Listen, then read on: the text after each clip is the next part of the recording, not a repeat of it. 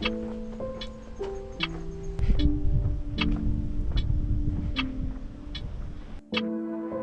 京都江戸川区。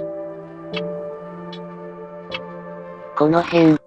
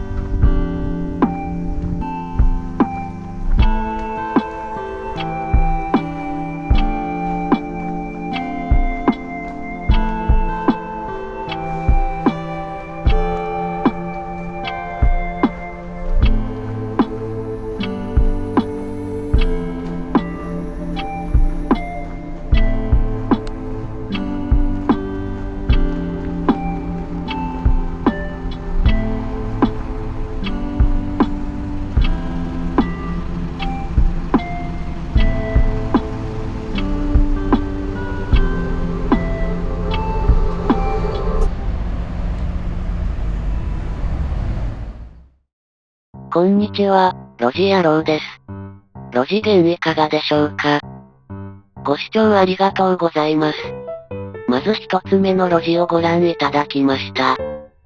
こちらはまず最初の入り口からすぐに、ブロック塀で道が斜めに曲がっていて、見通しが抜群に悪い点が良い路地でした。評点はこちら。平均 3.8。最初の部分が Google マップにも道がないのもグッド。では次の路地をご覧ください。同じく江戸川区のこの辺。